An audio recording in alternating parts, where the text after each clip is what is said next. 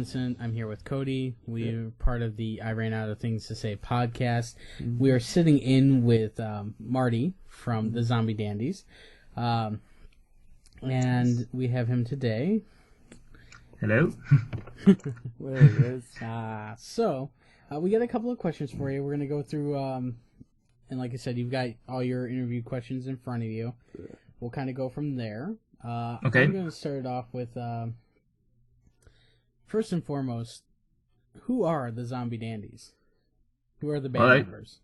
Actually, we are 3 persons now, actually. So we have an extra member that comes with the new album. So there's me, Marty Dandy. There is another guy who's called, it's a French name, Camille. So we made a pun with his name because 1,000 it says me in French. Oh, okay. So you see K 1,000 and it's Camille actually. And another guy whose nickname is the Green Monster, okay, Mr. Green. And you will see it soon in our Facebook page with a cheap mask. So we're definitely not serious actually, but we love wearing masks, just like bands like Slipknot or Kiss, which was makeup actually. We're big fans of. We're big fans of bands with costumes and what stuff about like the that. Misfits? Yes, I'm a big fan of the Misfits. Yeah. I don't think the other guys are not really into them, but yeah. I especially prefer the old school Misfits songs. Yeah. So you've listened to some of the old school stuff. That kind of brings us in. What are your inspirations? Like, what bands kind of inspired you to actually start doing your own music? Yes, well, we have a lot of inspirations. Among the main ones, you have the Ramones, the Misfits as well, and at the very beginning of the band, the main influence was Motley Crue, because we were more into glam stuff and ridiculous makeup and stuff like that. Yeah, we did get a chance to look at your YouTube page, which is under, I think if I'm correct, Marty Dandy, which is MartyDandy. It is. All right, and you've got a couple of songs on there. I saw your Kiss Radioactive cover. That was the Gene Simmons one. That was good. That's pretty cool. Yeah, thanks a lot. Yeah, we all are big Kiss fans in the band. So nice. Even the worst song they made, we like them. So actually, that's okay. Kiss is a good band. We like Kiss ourselves, so we're good. Now, I don't know if you've ever heard of this band. Maybe you have, because of the fact that I noticed that some of your instrumentals, they do tend to seem like you've really isolated your bass solos and your drum solos. Have you ever heard of the band Rush? Canadian band? Yeah, I know it. Yeah. That's one of my biggest, like, my top bands. So I'm curious about, like, if you've ever listened to them, if they've ever been like an influence to you. Yeah, I don't know if they're an influence because I don't have any album, but I've listened to some of their songs, yeah. And yeah, definitely that's a good band. And maybe that's kind of progressive, no? Don't you think so? Oh, yes. Oh, yeah. Totally. So that's an honor that you tell that we sound like that, because I think it's more punk rock what we do. Exactly. So, yeah, that's why I like it. That's actually how we ended up finding you, because of the fact that we were looking for an intro song, and we found Lo-Fi Hero. My wife actually found it, and she goes, "This is a song that would fit your podcast." And, great. Yeah, we listened to it, and then we started listening to some of your other music, and it was just amazing. And then right now, obviously, because of the fact of Lo-Fi Hero is our intro, we won't have to play that. Just listen to the intro. Yeah. But we have a couple other songs that you kind of told me, we were talking before, that they're your favorites. Yes. So what we're gonna do is we're gonna play those in the post-production, so you guys will be able to hear that there. But we'll start out with, let's see what we got here. I think you were telling me the Red the Hunter was one of them, correct? Yeah. This one is... Sounds badass. Yeah. So, we'll do...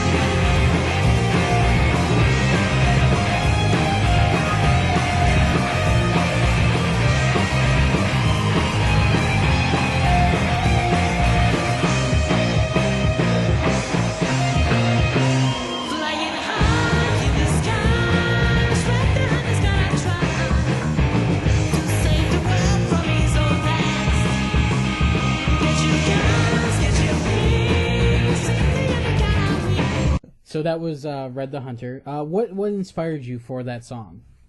Well, actually, it's this comes from a Nintendo DS game, Japanese game, and the lyrics are inspired from this game, and the music is very inspired from Japanese visual kei music, which is not very well known in the Western world, but it is definitely one of my biggest influences as well with Western bands.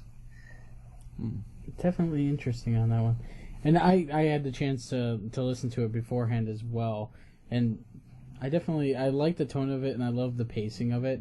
And what we're going to do is I'm going to play it for Cody as we're kind of going through it. So okay, you'll kind of hear it in the background, I assume. Yeah. So Cody, if you can tell, this is... Hold on. Is it in the headphones? Oh. All right, so we're just doing a quick pause so he can hear that song. Okay, no props. Because I kind of wanted his opinion on it, and yeah, while he's listening, so Red the Hunter, obviously because of the fact I've already listened to it, and I really do love that. I mean, I'm obviously your classic American nerd where everything's kind of more of a an experience for us because of the fact of while we have like one of the most expansive bits of knowledge and we're considered a melting pot, just seeing like other cultures in their natural like sense Like I love the idea of the Japanese culture and the way that they kind of go through with their music and stuff too. So this song for me was really amazing. So you actually got the meaning of the song. This is what I like. I mean, my influences are from America and Japan, but not a lot from Europe, apart from the UK. So so this is definitely the melting pot you talked about. Yeah, exactly. I have a question for you, Marty. Yeah. Do you know the band either Coheed and Cambria or Fall of Troy? Yeah, I know it. I've been told about it, and I think they made comic books along with songs, if I'm wrong, or I don't know. So yeah, I think so. I think it's Fall of Troy. And that's pretty interesting. Yeah. Because you kind of sound like that dude, but like your own way. That's like a couple of my favorite bands. Like that song right there, Red the Hunter, sounds like punk rock. Like whereas Lo-Fi Heroes kind of sounded like glammy, kind of. Yeah, it is. Punk rock. Yeah, but like Red the Hunter, dude, that song is badass. Thank you. Hell yeah, dude. And then I'd skate to that. Yeah. All right, and then Cody, what I'm gonna play is for you while you're listening to it, because I've gotten to listen to Careful as well. Okay. Marty, why don't you tell me about the song Careful? Obviously, definitely, to me, it seemed pretty hyped up on that. So. Yep. Actually, Careful, it was one of the first songs we wrote, and it's some kind of glammy song as well. I thought about Motley Crue when I was really into that band at the time. So it's got that, let's say, 80s vibe, I hope. And the lyrics are a bit ridiculous as well. So, but all our lyrics are a bit, we try to make them funny, because one of our biggest influences on lyrics are Alice Cooper, for instance, which is a great lyricist in my mind.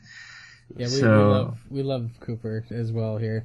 The whole reason why I asked about the Rush thing was because of the song, because it had that 80s vibe. Yep, and you know, like it definitely it reminded me of kind of that. And that's cool. And we're gonna take a few seconds and we'll play Careful now.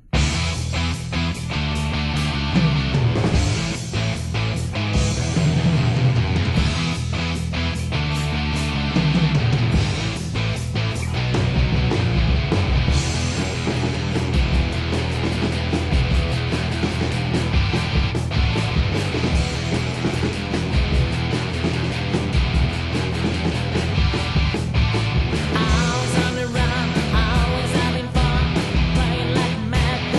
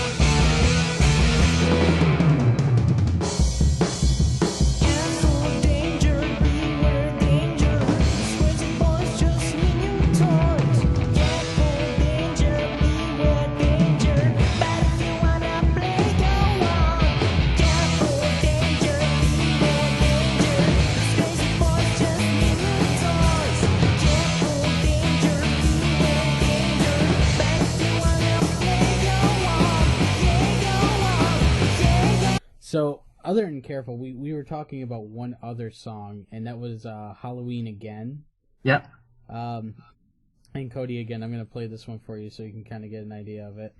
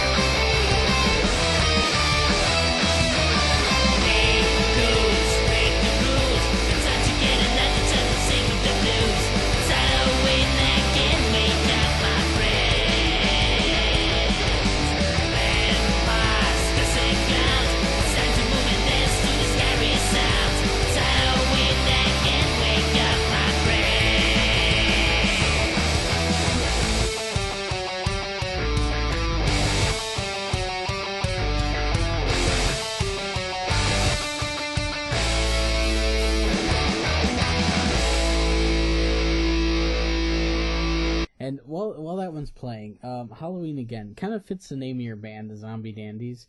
I do have a question. Yeah. How did you get the name, the Zombie Dandies?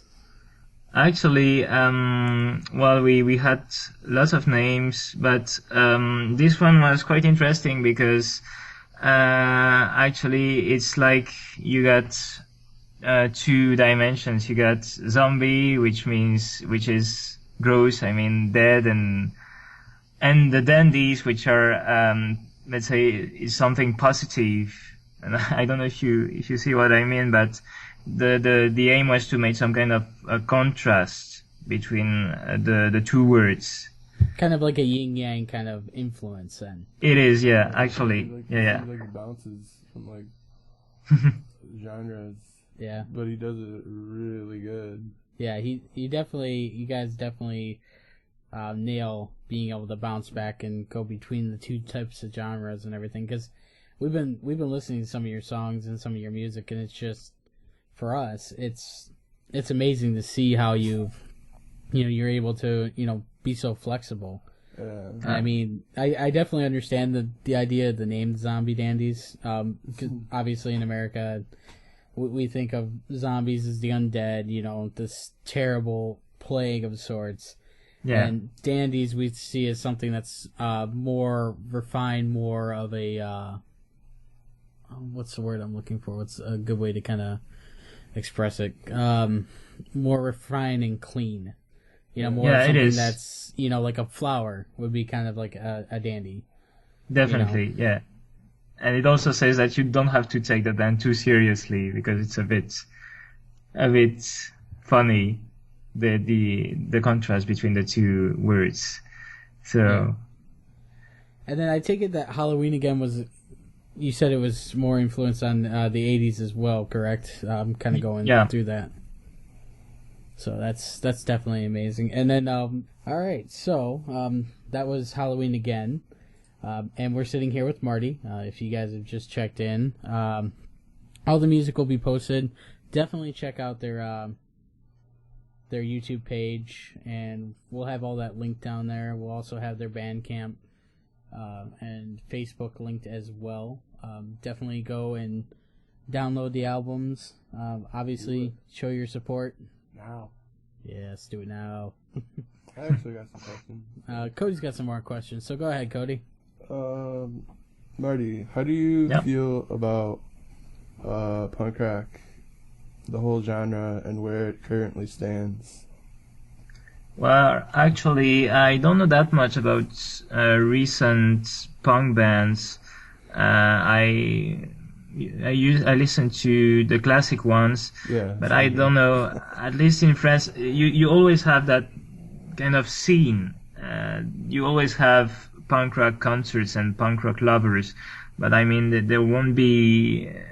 I mean, I think that the thing faded a bit. Yeah. If in let's say 2010, something like that, or way before, a little bit before. That, dude.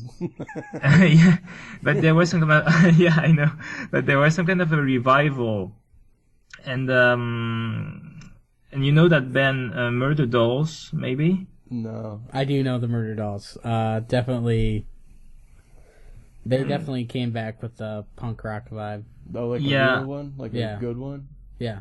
Oh, and they got plenty of success in France, actually. Hell yeah. And what was cool is that, I mean, they triggered people to make that kind of music. And I know, for instance, a couple of guys in France who did like us. You mean, I mean, they made songs at home and started bands. For instance, there is a guy, maybe you could check it up. It's called Traumatisme, which is I don't know if you have the word in English. I don't remember. Let me write that down. Yeah, if you want, I can spell it for you. So Trauma, like a trauma. And like traumatism, but you add an E at the end. Oh, traumatism E? Oh, okay. Yeah.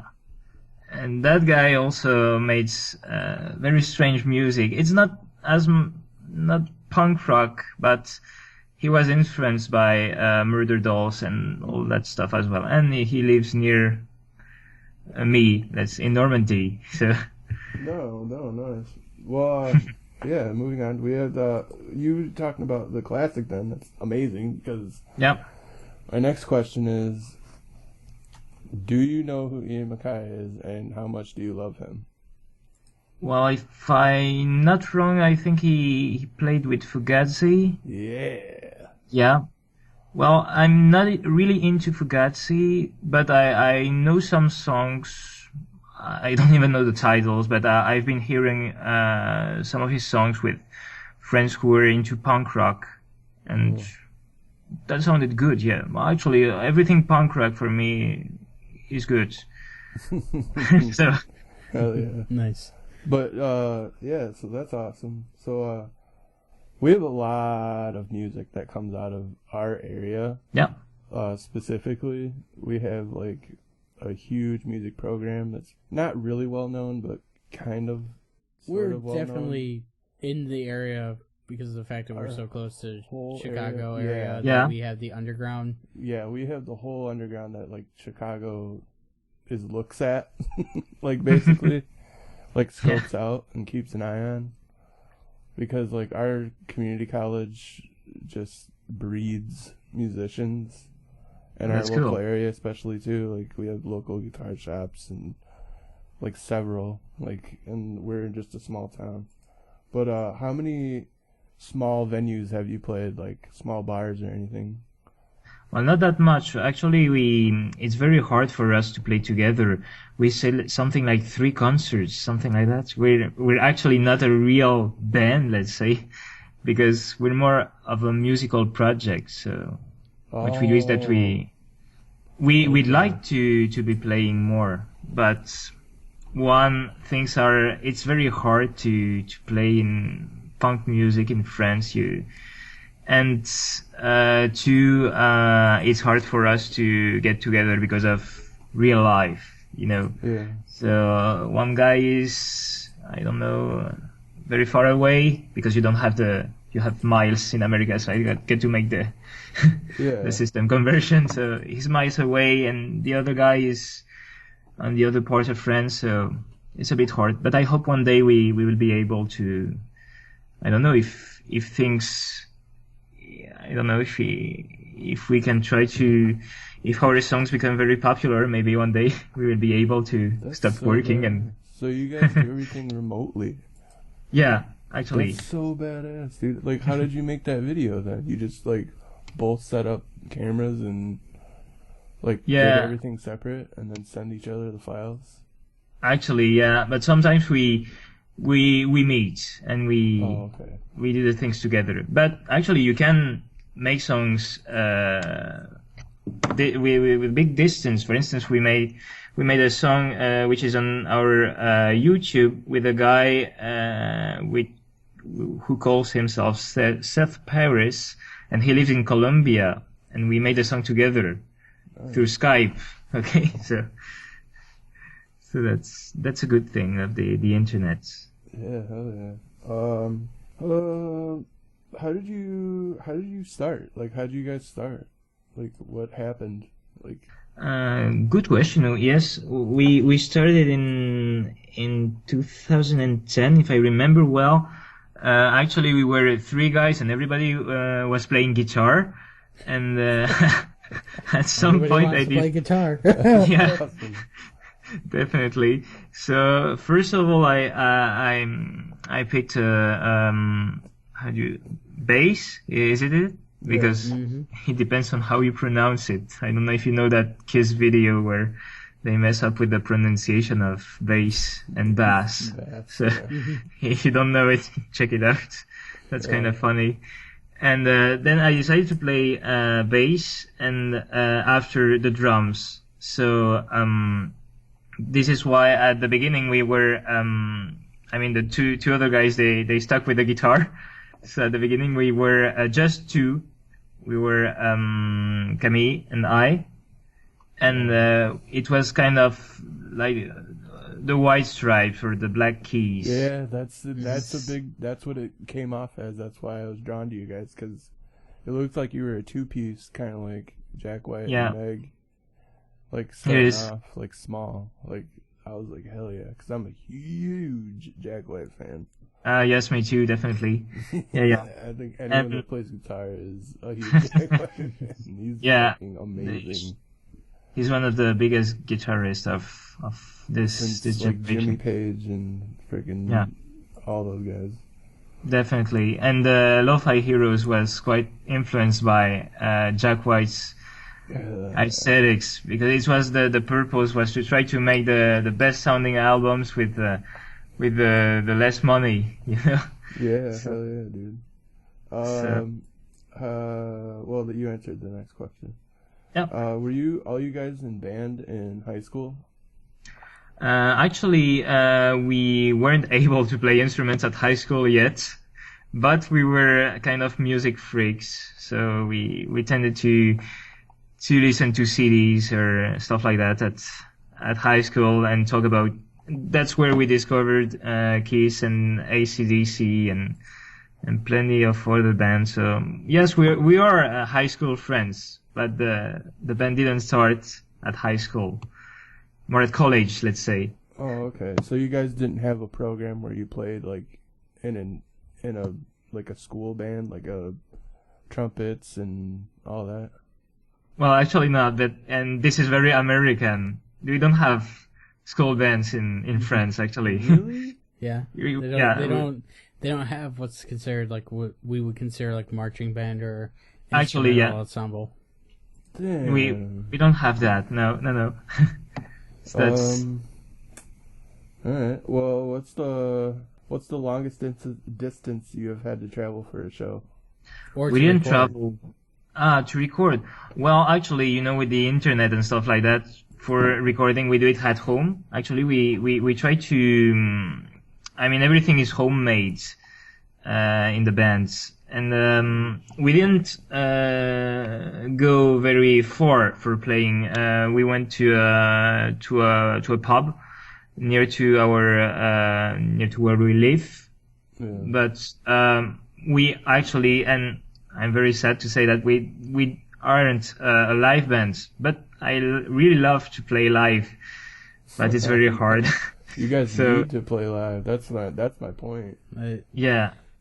Just for how well your songs come out and everything. At least from us listening to them, we're amazed that you don't book more gigs themselves. Yeah. But like you said, that you guys have distant constraints, and obviously, it's the same with us doing our podcast. A musician, unless you're really famous and you're booking a gig like almost every other night, you have to have a day job. So we understand that kind of. Yeah. That constraint and everything. Actually, some bands they try to tour in Europe and stuff like that to live from their music, but I don't know. For the moment, yes, we all have our daytime jobs, but maybe we don't know. Maybe one day we will get popular. I don't know, and be able to play those songs live. I would be very happy to share them with people. Zombie Dandies live. Grotto 2020. Yeah, there we go. Yeah, we'll fly you out to our scene. Yeah. But so right now you said it's going to be 3 of you guys in the band now. Yeah. With the Green Monster. How'd you meet the Green Monster? It sounds like he's a pretty interesting character. Well, that Green Monster actually is one of our high school friends as well, and he was the first one who took a guitar and played. So he used to be in other bands. And then we began to write songs together a few months ago, and I told him, why don't you come to the Zombie Dandies? And yes, he accepted. So we have another friend with us, and actually, yes, I had another project with him, which is in French actually. So I don't know if you will like it, but go right ahead. I'll write it down. For the you can find it on YouTube, because since it's even more ridiculous than the songs we write with the Zombie Dandies. So it's very there are parody songs, and the name of the band is the Band Rocker Group Experience. So that's awesome. All right, hold on. I'm pulling this up right now while we're sitting here. Band. I'm gonna write it down so I can take it home. And the subjects of the songs are very ridiculous. For instance, we have a song about Stallone, or or about Tony Hawk. The best part about this You said Stallone, and it was the first one that popped up on Google search. Yeah, so that's very ridiculous and with dumb lyrics in French. So if you're curious, give it a listen. I don't know if you will like it, but this is the Stallone one. Yes, this is the Stallone one. By the way, I love the cover that you have for the band Rocker Group Experience. yeah, so it looks so Americanized. it is. It is, yeah. Oh man, oh boy. That's a good thing you like it. I don't know if every Americans would react that way, but Well, I mean, it's definitely a satire of how a lot of people see our country. Is that it is. We're such a brash Italians. like group, but in reality, most Americans really just don't care. And I mean, it's sad. one of those things where Vinny, it's sad. I am myself an inbred Italian. yeah. But I mean, if you could see the cover right now, Cody, it's like this sunsetted background. And this is for our audio listeners so they can kind of get an idea. And I'm going to link this too, just because of the fact that I think it's hilarious. And I think the music was hilarious. So, obviously, it says the band Rocker Group at the top, black text. Then it's got what we would consider American football player. That's obviously not a soccer player or in America, which would be European football player. Yeah. It's got 2 eagles holding the American shield, like the old school American star, with Kremlin helmets on. So the old school spiked helmets. In the center is a cheeseburger, and I think it says "Bete et Monsieur." Which means it's a French expression to say, this is what our songs are, so stupid and nasty. So that means dumb and nasty. Dumb and nasty. Okay, so it means dumb and nasty in French.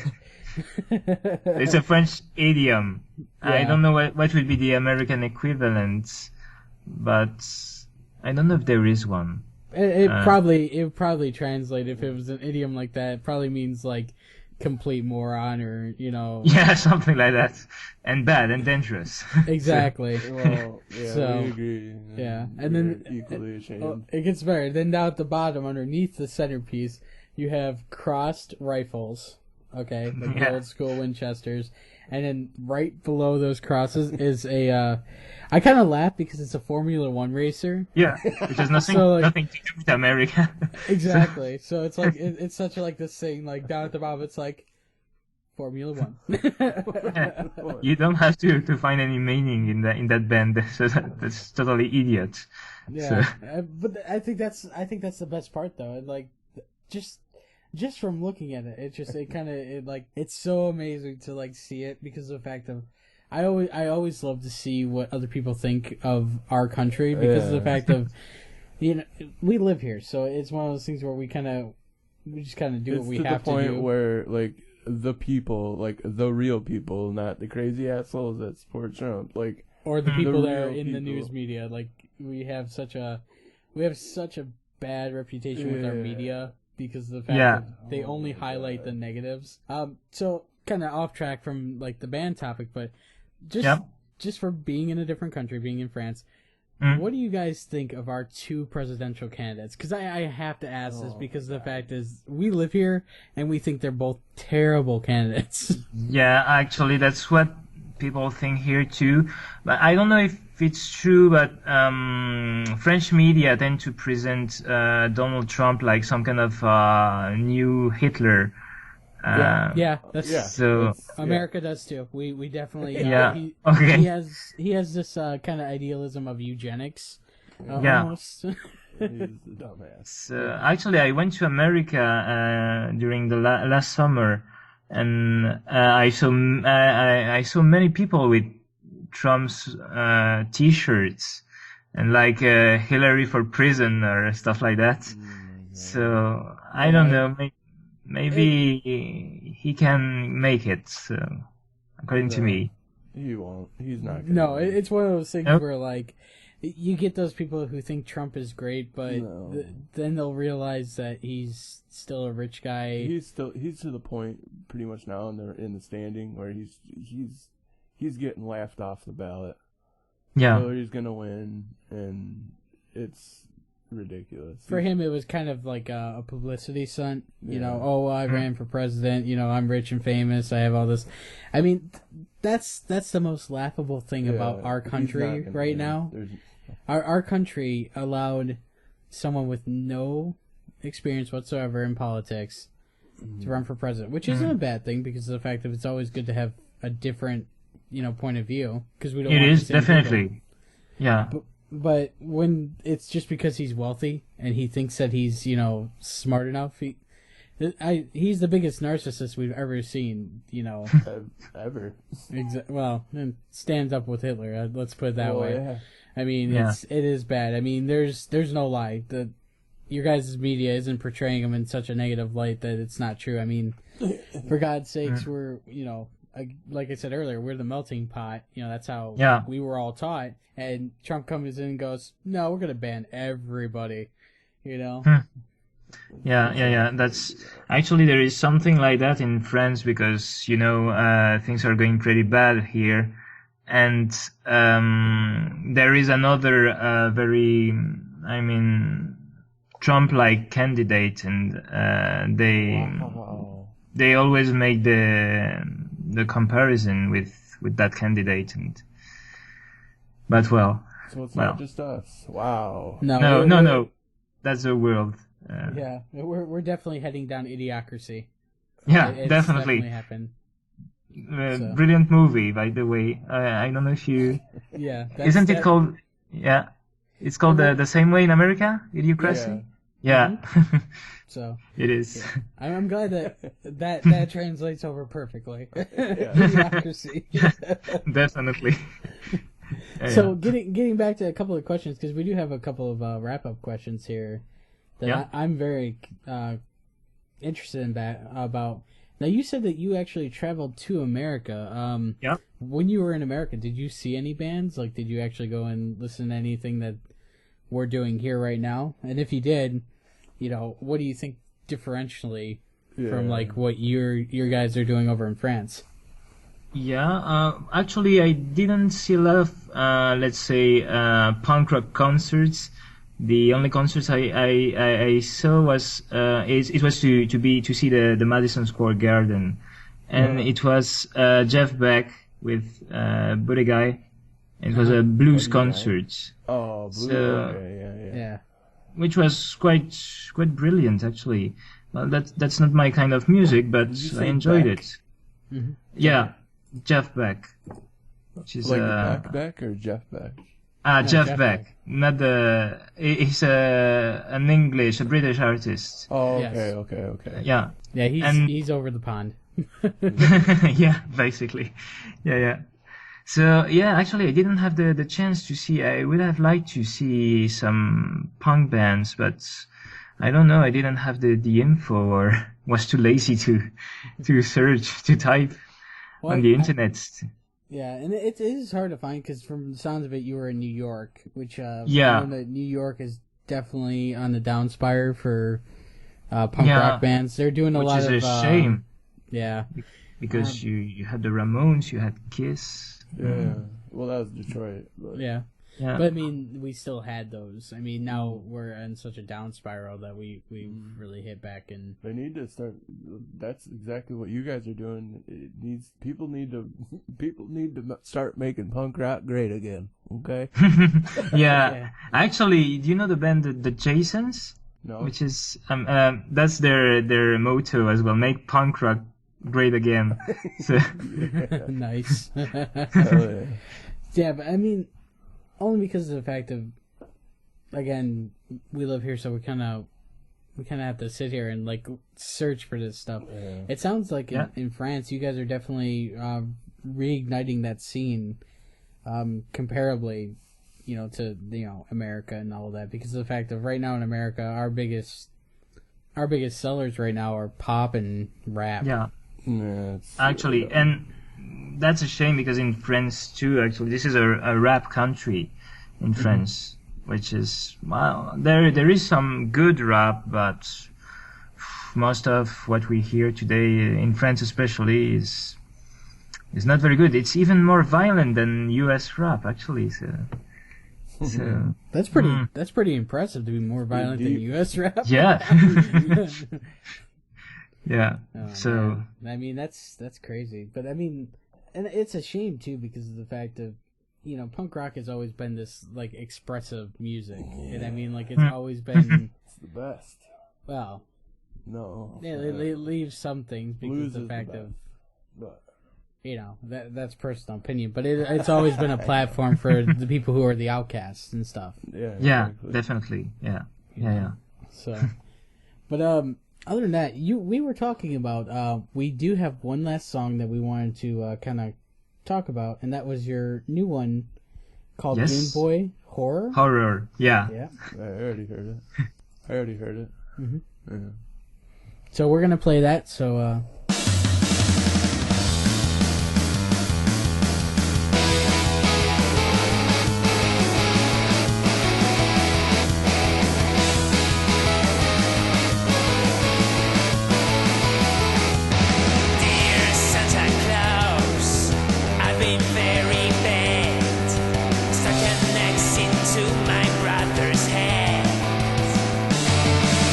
Life's really boring.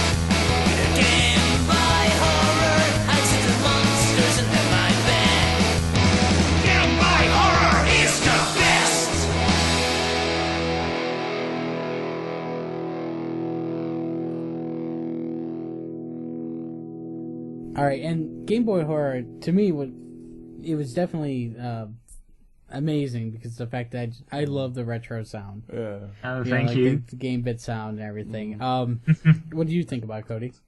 Yeah, like that's the one thing that really makes me like get all excited about your band is like I could sit there and jam out like listen to some punk rock, but then they got like songs like nerdy songs, video games and shit. It's like it's so awesome. I'm like, yeah, dude, like these dudes like hit all the right angles. Like it's just cool as hell. I don't know how to explain it. Hey, Marty, I think he's calling you obtuse. Oh man. For people who don't understand that, it's a nerd reference. Yeah. Look it up.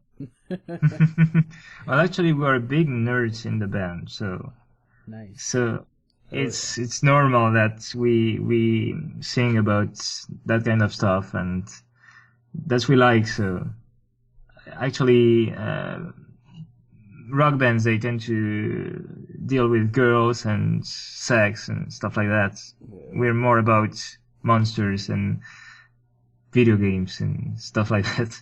Yeah. Now, just out of curiosity, because of the fact of, like, you saying that, have you ever heard of a band called Ninja Sex Party? Yeah, definitely. Yeah. Actually, I know them because they were featured in with another band which is called TWRP, which is Tupperware, I don't know, remix party, something like that. Yeah, and I know exactly who you're talking about. Yeah, and which is a brilliant band as well, which mixes electronic music with, let's say, heavy metal at the beginning.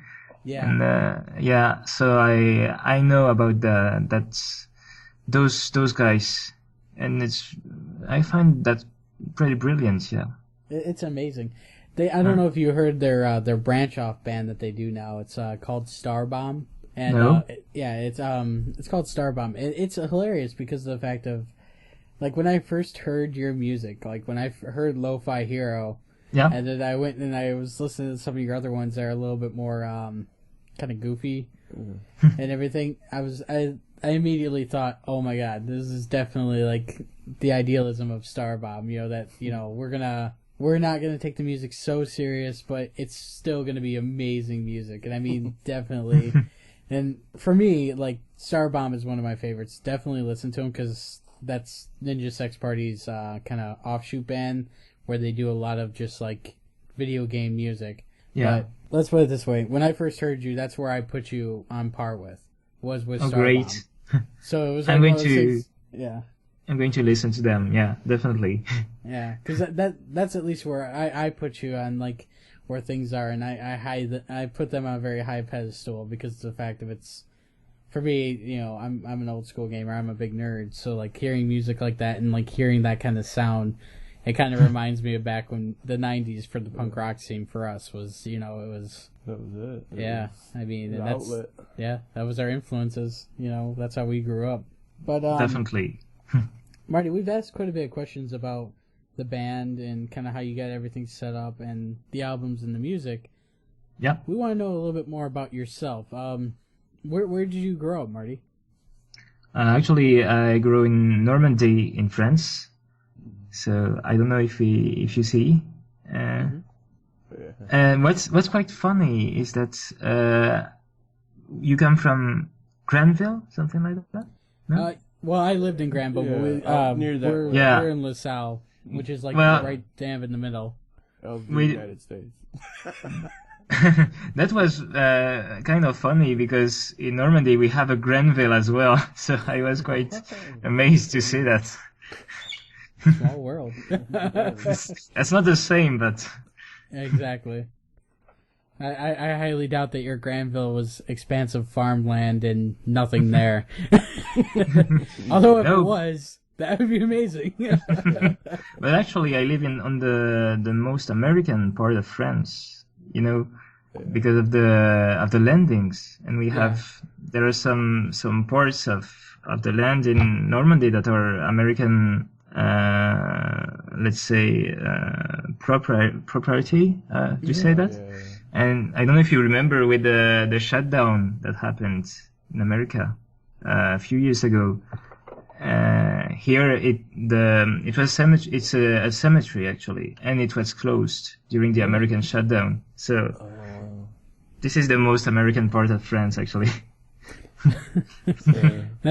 That's irony right there for you. Yeah. It's a damn shame though in some senses because of the fact that it's like, you know, we have an influence in a different country that's more of just like a graveyard, you know. Yeah. I mean, definitely a big part of history.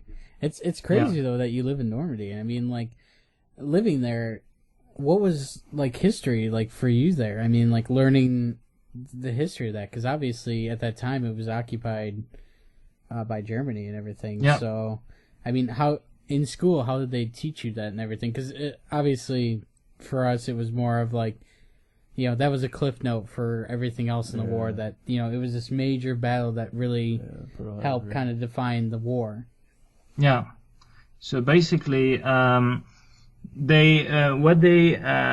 the American landing, it is presented like some kind of a liberation, and this is something that is very, I mean, you know, every time that you have an anniversary, you get all the presidents who come, so it's considered like a very positive thing here.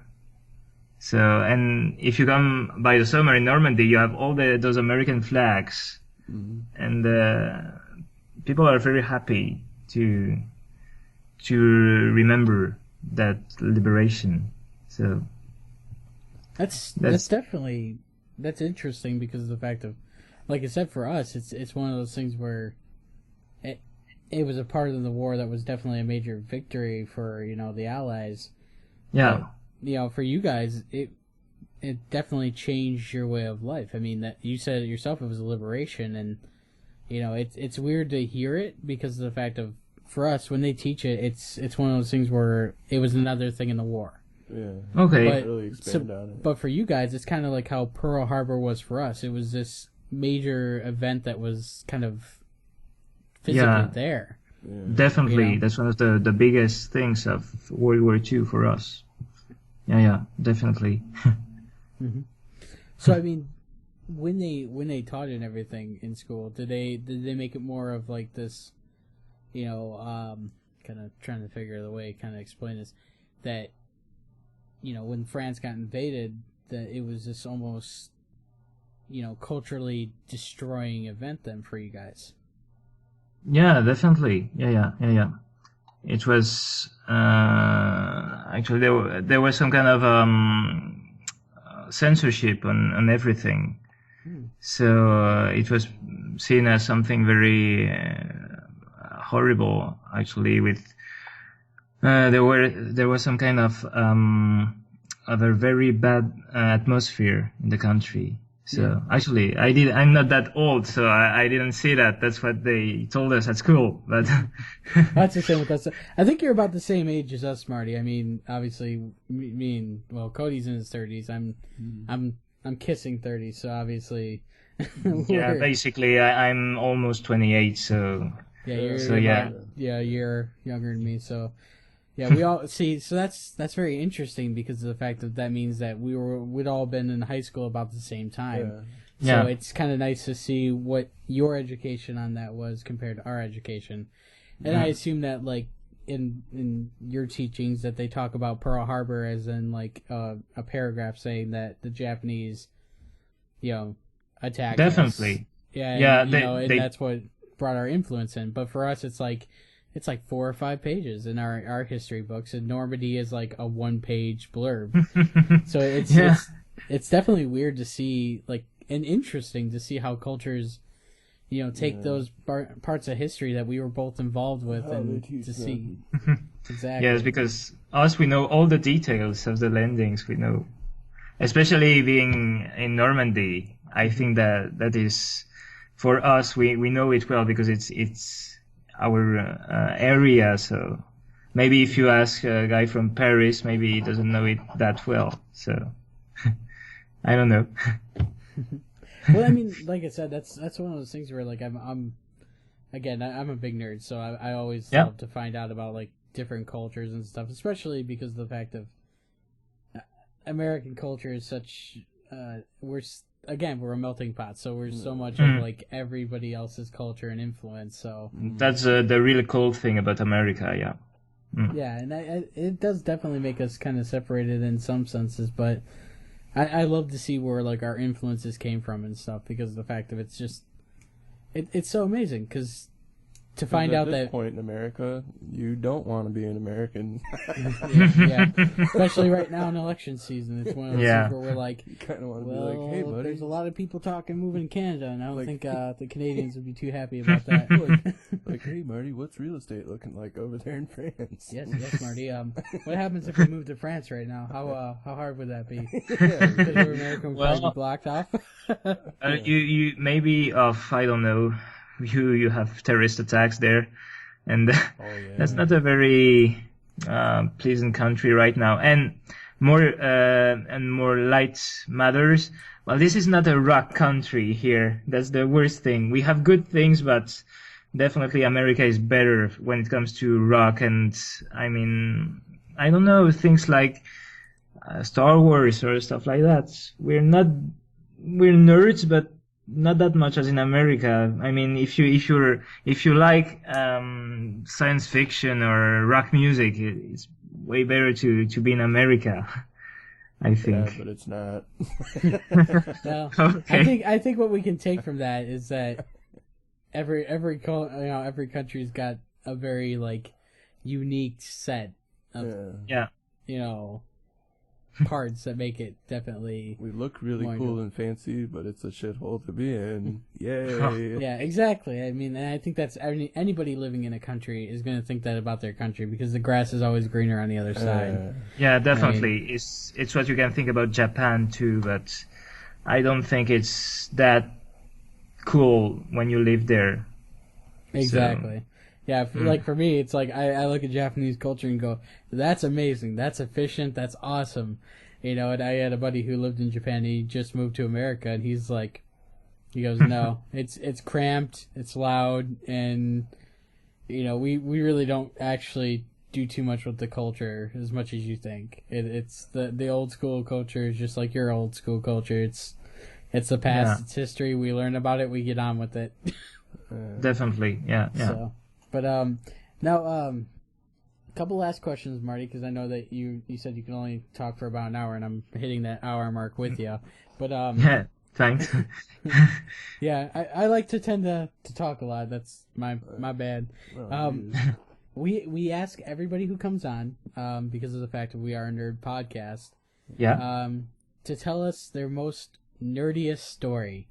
So let's hear your most nerdiest story you got for us. Nerdiest story about everything. I don't know, video games or Whatever you find is the nerdiest, like your most like nerd out moment. yeah, probably when the game Metal Gear Solid 3 got out. Yeah. We were with a friend. We were very huge fans of Metal Gear, and we wanted to have it day one, and we kind of harassed the local video game seller. So we we really wanted the game. So that guy, he was eating at the restaurant, and we were like in front of him, and please, can you open the shop because we want our Metal Gear, please. So, I think that probably that was the nerdiest thing. Really, like. And we played it, let's say, all night long, and the next day at high school we were like exhausted, but we were cool because we had played to Metal Gear way before everybody else at high school. So that was a good memory. Nice. That's definitely a good one. And Marty, we definitely appreciate you being on here. But I think that was a pleasure. I think we can all agree that I've run out of things to say. What about you, Cody? What about you, Marty? Have you run out of things to say? Oh yes. Me too. All right. Well, thank you very much, Marty. Thanks a lot.